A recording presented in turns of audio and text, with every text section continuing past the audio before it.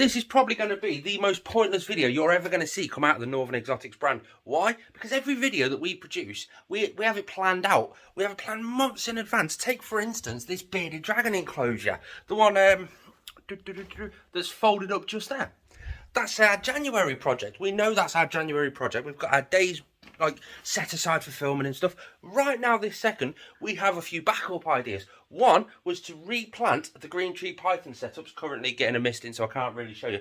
But that enclosure kind of failed. The plants just didn't thrive as well as we were expecting in there. Plus, we stuck this little towel up over the corner. Now, one, it stops a load of the ventilation going out, or a lot of the fog from going out anyway. And it just keeps the humidity that little bit more. And he absolutely loves that dark corner. As you can tell, he's just sat there, loving life, just like that. So we thought, do you know what? We want to actually build something in there where he can physically hide, but yet still be perched up on the bushes. So we've got stuff like extra plants. We've got the pothos plant out of Mushu's old enclosure. That one just there is doing really, really well. Now that is to go in a big planter that's in the back. And we've also got this big style umbrella sort of plant to go in the bottom. That, along with a few extras that we're growing, like this little turtle shell plant, and we've got a few more over there on the window ledge and stuff like that. That's all ready to go in there. That was the project for right now. But it's in shed. The problem with green tree pythons, you can see, is in shed just there. When they do shed, it takes them a little bit longer. You stand a bull python down there, they shed in a week. They'll go into blue, they'll go out of blue, and then the next day, you know pretty much they're going to shed. With green tree pythons, it takes them about 2 weeks in that process. And why is that? It's not because they don't move that much. I mean, a bull python will move in its natural setup. You can see he's in a pretty natural setup there. Big 5-foot enclosure, fully live planted. If you haven't already seen this enclosure, look, there he is. Just sat there, loving life, fully live planted. He's actually in his water bowl, so you can tell he's coming up to sort of shed time. He's got his subterranean hide, but also his arboreal heat. It's all quite fascinating the way this is done with 2 different heat sources, UV lighting and everything like that.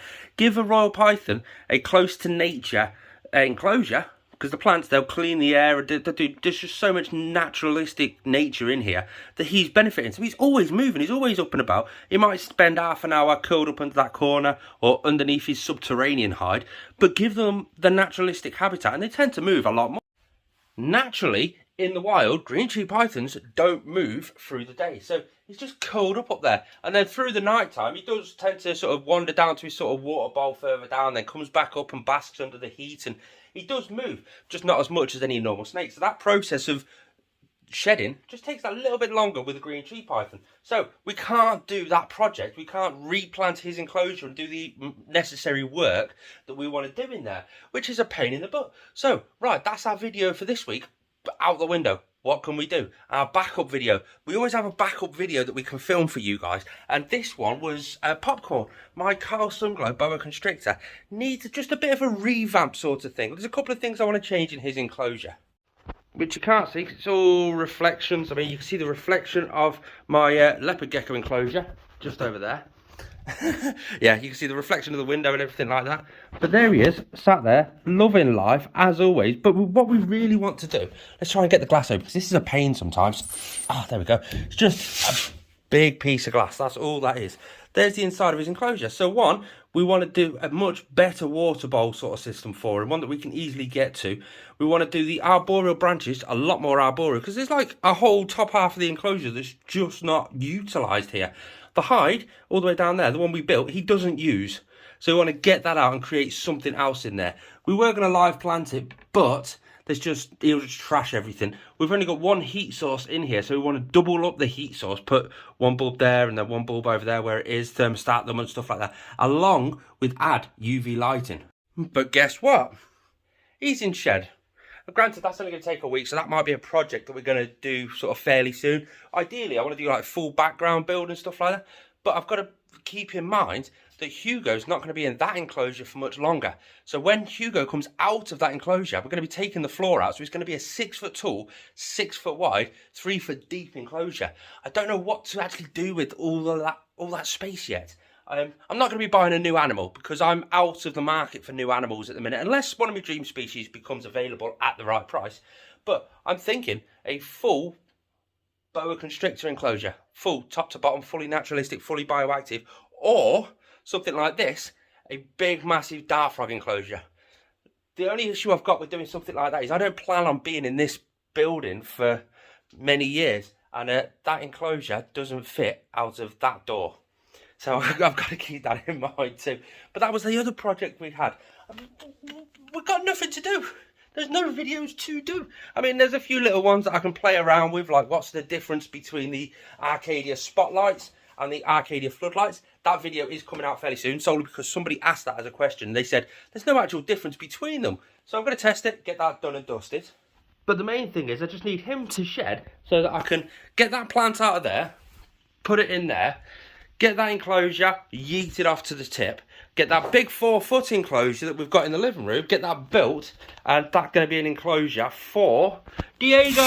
How's it going, buddy? You okay? Yes, we're talking to you, my friend. But I'll tell you one thing I have got. Oh, just look at that view. Oh, I'll tell you one thing I have got an idea, which I kind of want a bit of, not so much advice, but more, shall I? Big 3-foot Exoterra. I'm toying up a few options with that one. I'm thinking, do I go dart frogs? Because I do enjoy my dart frogs. The whole goal of me was to go back into my dart frogs. I did have them ages ago. Then I kind of went homeless for a few months, and they passed away through the care of somebody else. So that's sort of a goal to get back to them. But then I'm still toying up with the options of which dart frogs to go for. Do I go for the ones that I truly love, which are the Dendrobatus tinctorius azurias, the blue and black poison dart frogs? Or do I go for the bumblebees, which are the yellow and black ones? The difference is the azurias, the blue and blacks, can't really stay in a big group, whereas the leucomellas, the yellow and blacks, can. The females just start bickering with each other and cause like food dominance and stuff. It's just not ideal at all, is it? Look at that. I tell you one thing, Mushu is loving that enclosure. Not just Mushu, but the plants as well. See the big Monstera plant up here? That is a brand new leaf that has come up since he's been in this enclosure. Look, you can see him just sat there hiding out his body underneath the UV light while his head is exposed to the UV light. All the plants are doing absolutely amazing. They're growing up. It's just looking really, really well. That one's doing well, that's doing well. We've not had a single problem with the plants. Even the pothos plant is starting to grow. And he's even getting a little bit less skittish. Now he's got so many places to go and hide. You notice my voice has died down a bit. Now he's got so many places to hide. He doesn't bother. Oh, saying that, and he's just shot off. There's a couple more Monstera leaves coming out. They'll be out in a day or two. Got another one just down there. All the bromeliads are doing well. It's really, really looking absolutely amazing in here. However, the UV light is crap. If you remember the video where I actually built that and I showed everybody the step-by-step how to build it, I mean, all the unique techniques I've done to build the background and everything like that, I put the UV light in, a cheap Amazon UV light, and I thought, I'm going to test this and just see what happens, see if it's any good. And it is a good plant grow light, but it only comes on for 8 hours a day, then it shuts itself off permanently. So I have to keep going round to sort of turn it on. And I've got to get down that tiny little gap just there, all the way around the back of the enclosure to flick it. So I'm just going to get that out, get a proper one in there. But does it actually need a proper plant grow light? Because the plants are doing absolutely amazing without it. But I kind of think the gist of this is coming together now. We've got this one, which is a project we've got to build. We've got up there, there. Those two enclosures are totally empty. I'm tempted to actually build them as a DIY enclosure and give them away to you guys who are subscribed to this channel. And let me know what you think about that. I've just seen Tanner from Serpa Designs do that. And I thought, you know what, that's actually a really good idea. With my empty enclosures that I have absolutely no plan for, I can do that. We've got a 30 by 30 by 45 tall and a 45 square Exoterra enclosure up there to do. So that'll be a good idea.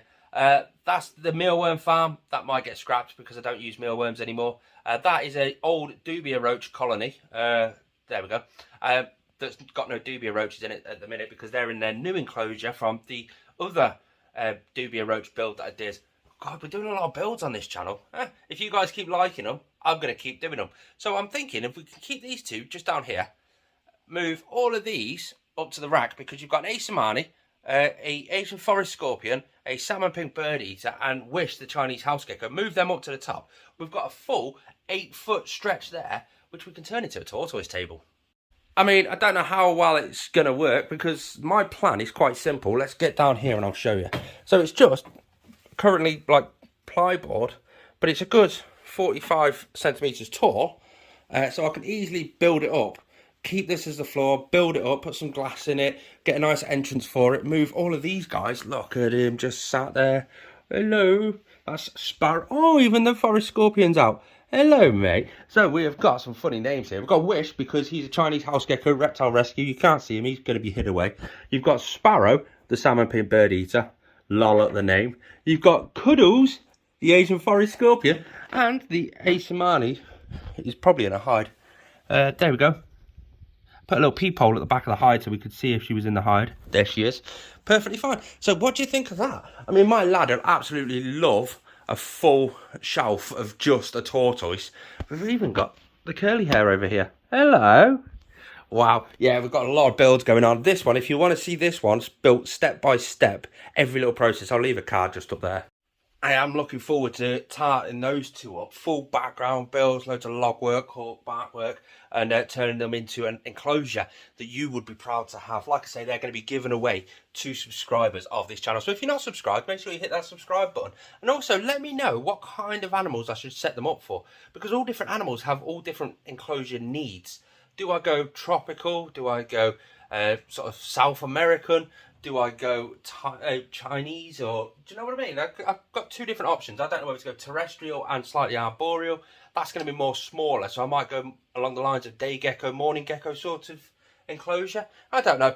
We'll sort that out nearer the time, but I'd love to know what you think I should do with those two enclosures just there. But I definitely think it's your enclosure next, buddy.